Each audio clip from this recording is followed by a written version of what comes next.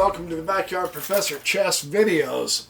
I'm going to show you a game I played the other night with a friend. I'm going to show you the whole game, and I'm going to explain some ideas that I was thinking while I was playing the game. The Grandmaster games that I'm exploring and sharing with you, the ideas in them, as we put them into our games, this stuff really works. I'm not kidding. Let me show you some of the ideas that I put into this game. This isn't Grandmaster chess. It's never going to be Grandmaster chess, but it is improvement chess, and I was quite excited about this. Unfortunately, his opening sucked. He's a friend of mine. He said he was in the military. He used to play chess in the military all the time. And I said, all right, good deal, good deal, good deal. He opens up with h3. And I go, you got to be kidding. I said, look, I'll let you start over. He goes, just relax. I know what I'm doing. I said, no, you don't. I said, well, if you're going to open really small, so will I. But I've got a trick up my sleeve, right? And then he does this, d3. That's slightly better, for sure. I went ahead and f5. So you can see I'm going to do a Dutch defense on him, right? He came up with knight f3.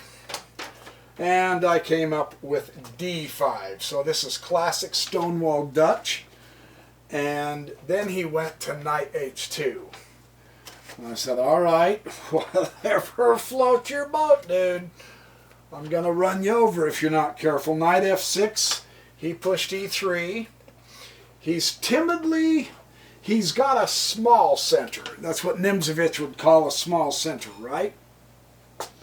And now I'm going ahead and I'm grabbing some space. I'm realizing something. He is not, and then he went f3. So I said at this point, I went ahead and pulled my knight out. But at this point I said, okay, to myself, I'm talking to myself. I said, okay, I've got better space than he does. That's one of the differences in this position, which translates into an imbalance.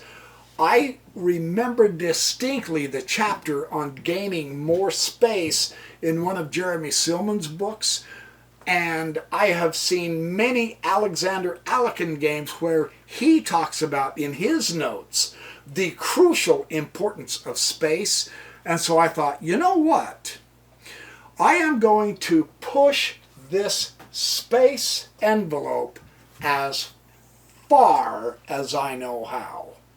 So let me show you what the result was. He came out with knight a3, and I said, you know what? I'm not going to leave that pawn backward. He's really not challenging the center, so I'm going to go right up the gut. I'm going to go as hard, fast, and furious as I know how. I'm not going to do the Stonewall Dutch anymore. He's not fighting the center. I'm going to take it to him. He's playing too passively. This is real important to see the distinction. Passive chess doesn't give you the initiative. He went to rook b1, and I went bishop to d6. Then he went to knight b5. Now, I want you to observe a typical mistake that at one point or another absolutely every chess player in the world has made, and we need to quit making it. And I'm sure all of you understand this already. I just want to point it out one more time. A one-piece attack never wins. Never. You've never seen it in a Grandmaster game or an amateur game. One-piece attacks, he's not anywhere near ready to go on an excursion. You see that? I just want to point that out. So I thought, okay, I'm going to put it to him. I'm not going to let him sit there, and then he takes my bishop and puts me in check. And he thinks he's making a big accomplishment with that. What happens was, he moved 2 moves to put me into check. 3 moves technically if you count the first one. 3 moves to put me in check, and I gain enormous tempo by simply taking him with 1 move and putting my queen centrally, and look at the difference in our centers. Because of his miserable opening, I want you to notice something else that I noticed. And I want to point this out because I made it a main feature of my game. It was in a video just a few videos back where I mentioned weak backward pawns. Do you see any on his queen side? No. But you certainly see one right here. That means the H3 square is weak, and that's what I'm going for. His weakness is the pawn, the backward pawn. So that's the hole that I want to get to, right? And devoting all of your energy into a weakness against your opponent is not wrong. So let's see how I do. He went to B3, and I went to bishop E6. The other principle that I saw, and I insisted to myself I utilize, that I've seen in every Grandmaster game who wins, is they use all their pieces. We've heard that before. I use all my pieces. I'm just practicing what I've seen the Grandmasters doing in their games. Number 1, I'm going to gain space, but number 2, I'm going to use all my pieces in attacking that weak pawn and that weak square. And yes, now the dark square complex here is weak. I understand that, the way he's opened. But this is the one I want because it's on the king side. Technically, I am not stuck, I'll put it. I'm not stuck with going on the queen side because of the way my pawns point, or the king side because of the way my pawns point. I get to choose which side, don't I? Because I basically advanced my entire front pawn line too, and they're all straight across. It's really best, sincerely, to not let your opponent do this because it's too strong. Actually, you know, I told him after the game, I said, you know, you need to study openings really seriously. I mean, if you're going to, he said, well, I'm playing, you know, chess a little bit at work, but not a lot. Well, I'm convinced, you guys have mentioned openings. I'm going to start doing some more chess videos on chess openings. They really are important. I know the end game is important too, and I will do those, but openings, I mean, he lost. I mean, seriously, he lost because he's too timid. He's playing passive opening, and it doesn't work. It just doesn't work. So he went E4. Now, see, he should have done this 5-6 moves ago. You need to contest the center. Yusupov, Artur Yusupov, in his Building Your Chess, Volume 1, he says not only should you occupy the center, or at least control the center, but you need to struggle for the center. Yes, now he's starting. And it was at this point I said, you know what? I'm going to close the center. I'm not going to open it up. I'm going to crush him. You remember that video I made a few years? I'm crushing my opponent. You remember that? Oh, the people went ballistic in the comments. They thought that was funnier than apple pie. Well, here I decided I'm going to crush him. And let's see. Let's see what happens. Rather than taking and taking and taking, I'm going to close the center off. That way we are forced to go to the wings. You can do wing attack or wing attack if the center is closed. I'm closing the center because I want this weakness right here and here. This is the area I want to focus on. Because he's not going to rectify it. At least I didn't think so at the time, and he didn't disappoint me. So he went to bishop e2. Notice his bad bishop is virtually not going to be able to do a thing. That's why else I closed off the center. But look how I do this. It's really kind of interesting. F4. I mean, I really lock the center because his bishop is useless. But look, I'm on dark squares. His dark square bishop is going to be useless. I am limiting severely both of his bishops. So the knights are going to play an important part in this game. Yes? And then he castles. And then I go knight. Now from here, okay, it's a knight position. Really, this is a dream for knights. Boy, if I could get a knight there or a knight there, those are beautiful outposts. Or a knight here. All three of those are gorgeous outposts for my knights, right? Well, the weakness is here on this side with that weak pawn. I have a knight here. What would be wrong with boinking there and there? So this is why I went knight h5. You notice I don't have to attack anything yet. I can take my time because he has nothing to do. He has no plan and he's playing passively. You are seeing the results of passive play. I have a plan. Lock the center and attack the weakness. As easy as that is, that's a plan, right? So that's what I'm doing. And then I went to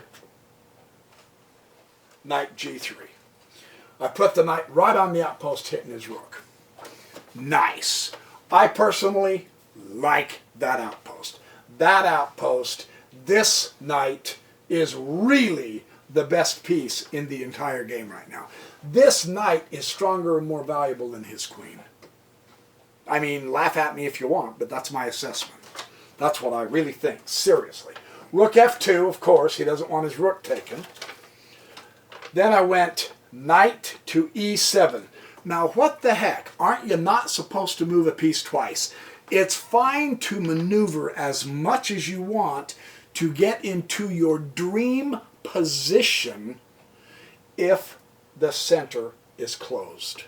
And nobody, not me, not him, not Alec, not Bobby Fischer, is getting through that center right now. So I can take time and move my pieces several times to set this up. And that's what I do. Well, he fianchettos his bishop and he hits complete granite. That bishop is going nowhere. This bishop hits complete granite. This bishop hits complete granite. No bishop activity whatsoever. He has nothing to do. That's what I wanted to point out. Because I played for the plan of closing and attacking the weakness. Occupy the square in front of the weak backward pawn and then attack that weak backward pawn when the time is appropriate and you'll win the game. That's what I was banking on. Okay, here we go. Then I went to knight g6. Then he went to bishop d1. His bishop has nowhere to go and nothing to do constructive. What he needs to do right now, in fact, he needed to start doing it when I put that knight on the outpost. It's obvious where I want to go. Really. It is. Look, my queen is going to bump over here. My bishop is pointing here. My rooks are going to get into the game. And most of his pieces are over here. The king is over here, somewhat guarded. But he's got weaknesses because he's pushed his two pawns, and I'm occupying the main weakness and will be attacking the weak pawn. So he knows I'm coming on the king's side. There's no question. When your opponent is coming at you on a wing, you need to counterattack on the other wing immediately. He should immediately, now not with this exact move, don't get all frothy on the mouth on me, he should begin attacking those pawns. He should begin pressing these pawns fast, hard, and furious and breaking things up and getting his bishops out here and getting his rook activated. Seriously. He's too passive. And that costs him big. So he went to, let's see. He went to bishop b2, I went to knight g6. He went to bishop d1. I go to knight h4. Total blockade. Really. I am strangling him. He cannot go anywhere. But my blockade is powerful because it's with two knights, and I'm hitting here and here. And with this guy, I'm hitting here and here. If I can get to the king, he's in trouble. Yeah? I'm very, very happy with this at this point. And I kept reminding myself, every piece into this battle. Every piece. No exception. Just because I have a good position here does not mean all of a sudden I go to checkmate the king. No. Not yet. I want the whole army. Ben Feingold on the YouTube, man, he says it in his videos. I like to use every piece I have in an attack. Right. He's the Grandmaster. Yeah. So, anyway, nice. Bishop comes to a3. Nothing to do. Nowhere to go. And no mission. He doesn't realize how serious it is that he begins to counterattack and hit my queen side. He could do so with the bishops. Now notice something.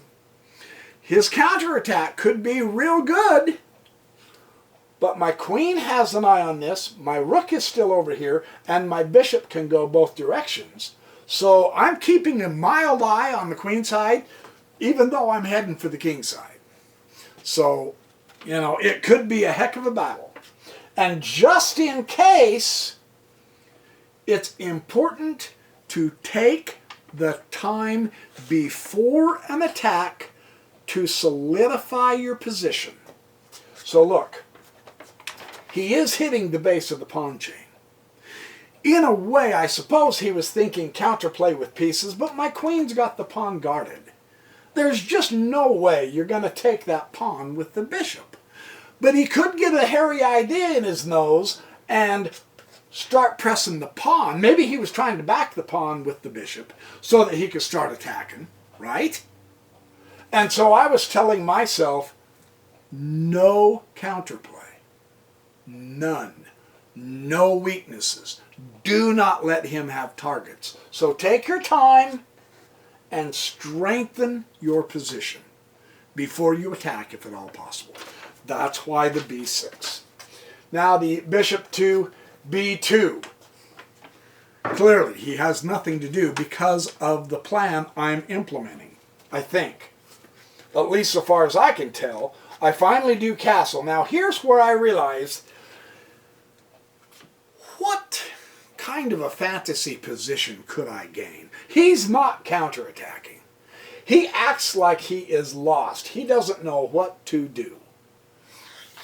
But I do. So here was the dream position I came up with. And I was thrilled that I got away with this. See, rook a1.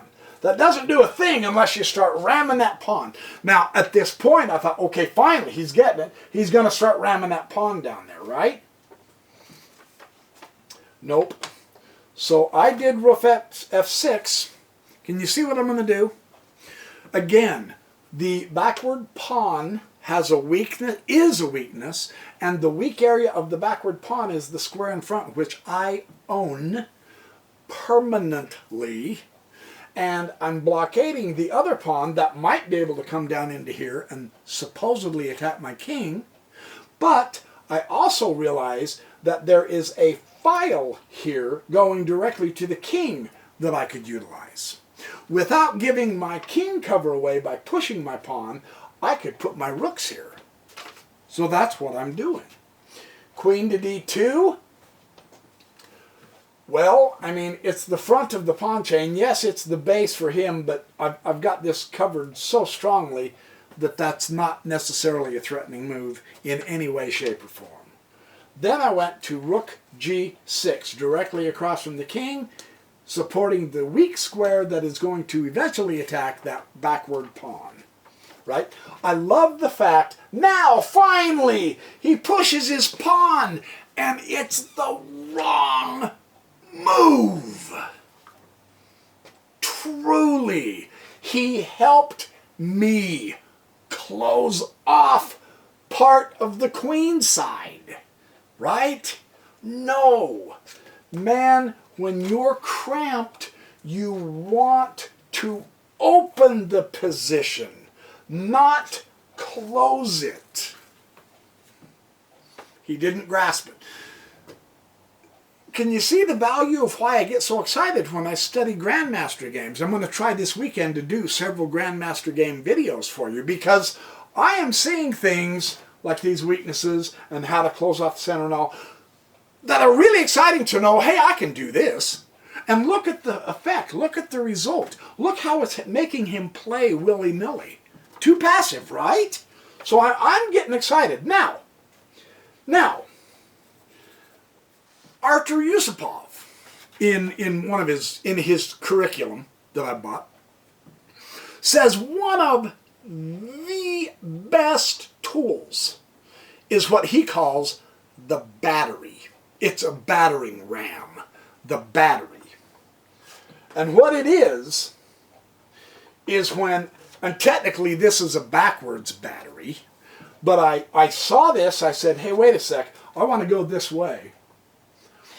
And I see a bishop sacrifice on h3 coming up, because I do want to break up the fortification around that king eventually. But my bishop, that would be a sweet little sacrifice to get this guy out of here, and then that directly opens him up to my rook. But before I just throw my bishop out there, wouldn't it be cool if I had a battery backup with a queen, so that when I take and he takes, then I can put my queen there too? Yeah? So that's why I dropped my queen down, because now I have a beautiful battery here. I have complete control of his weak area, and I have the open file.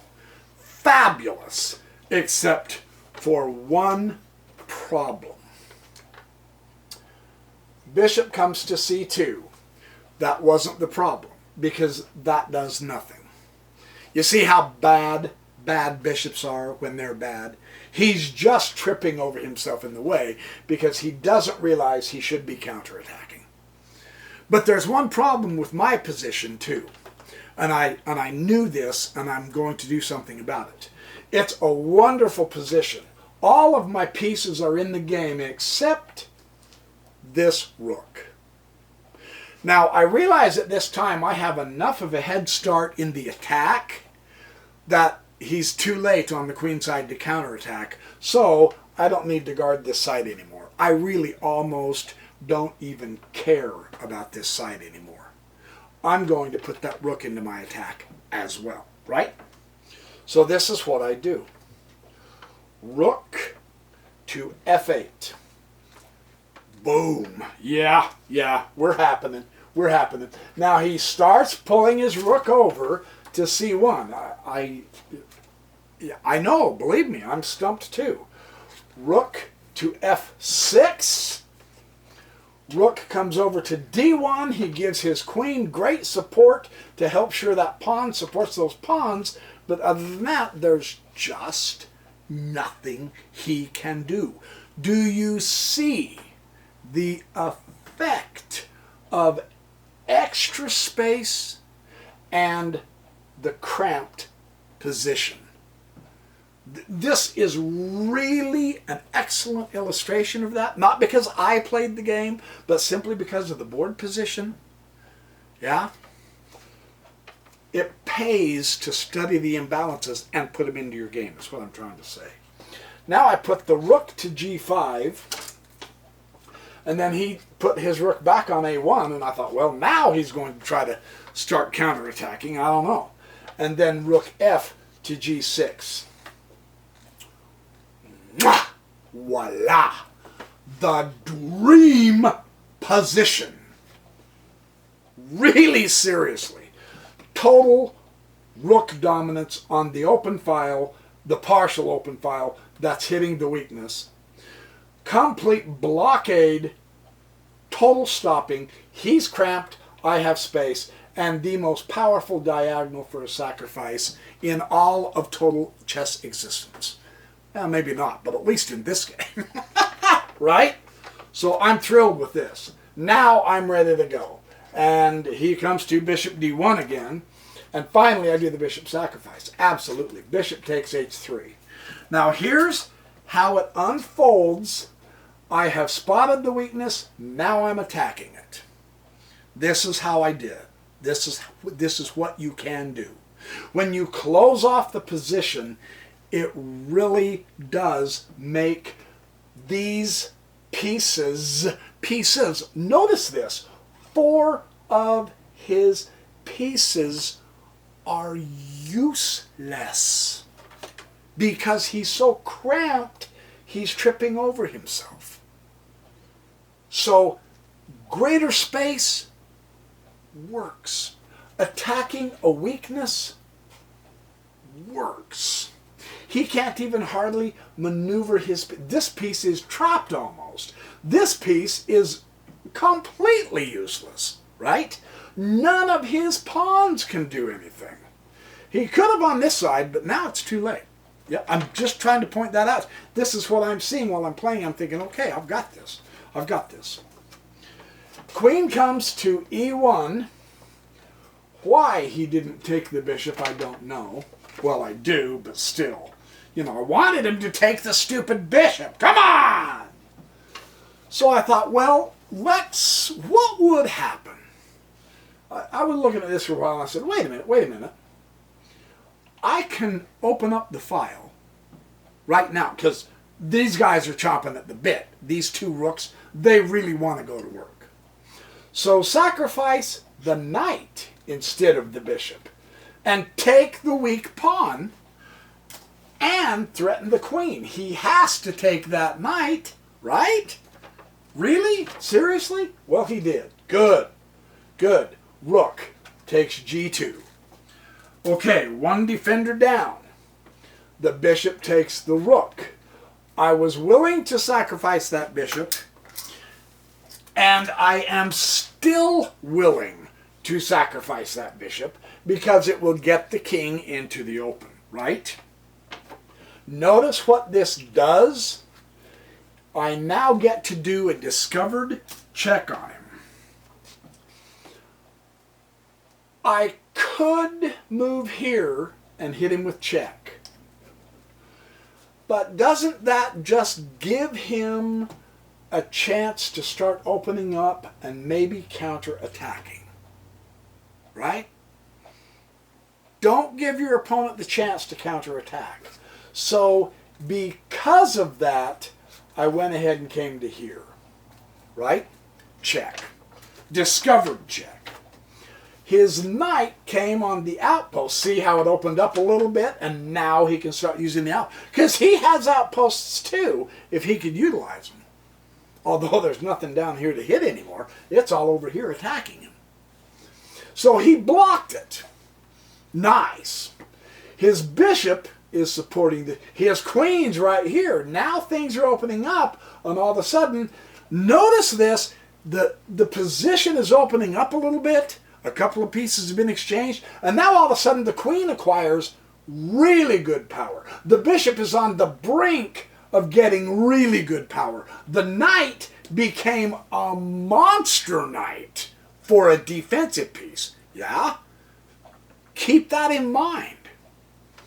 So what I did, I realized I can't bring my queen into here. I wanted to bring my queen along the diagonal, following the bishop. I went ahead and sacrificed the bishop and the knight, but now he really does have a good block from my queen or from my rooks. Yeah, I could go down the exchange, but that ain't going to work, because if I take that and then the pawn, the bishop's blocking the pawn, so that kind of, then I have to come over here and, no. Instead, I still have this piece. So threaten the pinned piece. I have his knight pinned to his king. Yes, it's on the great outpost, but when you pin a piece, then attack it, and I've got it attacked this way, then you can get the piece. That's a great tactic to remember. You all already know that. Well, bishop came to e2. See, my suspicion now is he's going to try to, he's going to move his king over here somewhere and get his bishop up here to cover the diagonal with the queen now. Yeah? That's about the only thing he can do. I went ahead and took his knight. I said, yeah, I'll take the knight. Absolutely. I want this cleared out for my rooks and my queen. I've got the straight and I've got the diagonal. So he took the knight. Now the pawn is supported by the bishop. That's true. But I went ahead and went check anyway because look at what I've got. I have the open file. I have another file that I can get to him. And I have the powerful diagonal. But now he has powerful diagonals. But I can sacrifice a rook to get the other rook and the queen in here. I think I can still get him because I've got the open files. And he goes to king f2. I'm going, well, yeah.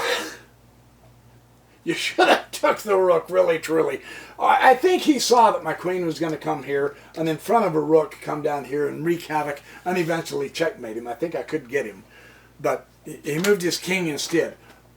Personally, I think it would have made the game longer. He could have somehow found a way to make me blunder by taking the rook, but he didn't. So now I go check.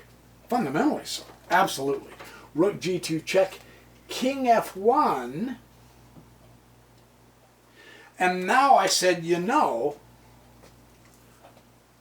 I have this rank. He's blocking his escape square here. He's blocking his king escape here.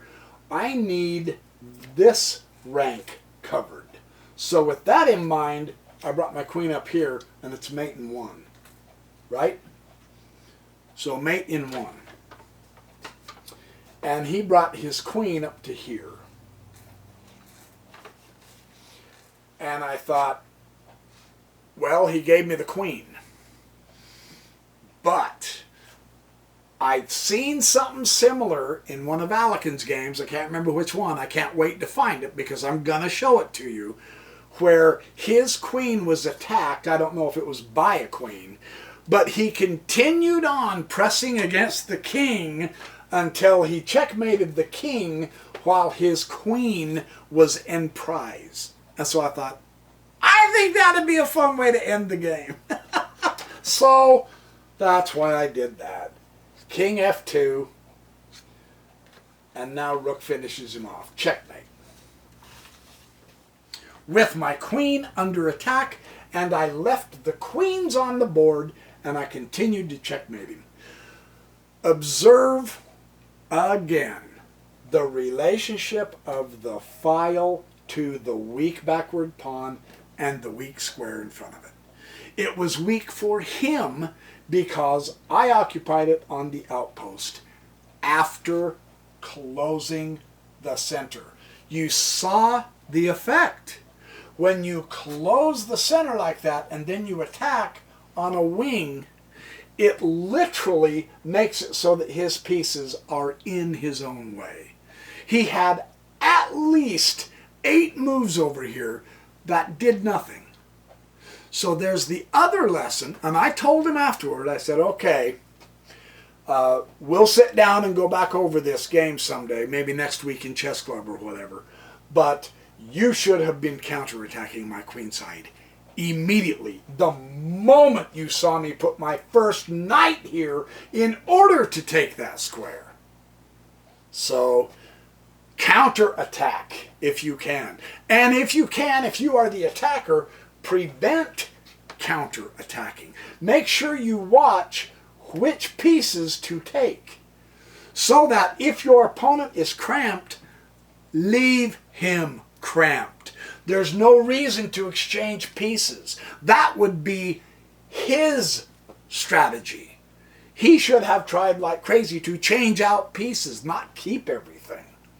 Me, it helped me to strangle him like that. So anyway, there's your video. That was a fun game for me because I saw the weaknesses and I was able to attack them, and I used the strategy of closing the center, and I used the strategy of extra space in the center and extra space on the king side. This stuff works. So anyway, there's your chess exercise, there's your video. I'll be back with more probably this weekend. I think I'll be able to do one or two tomorrow night, and then I'll do a few this weekend. So it's been a long, hard week, but we're making progress. So remember, be good, do fun, have well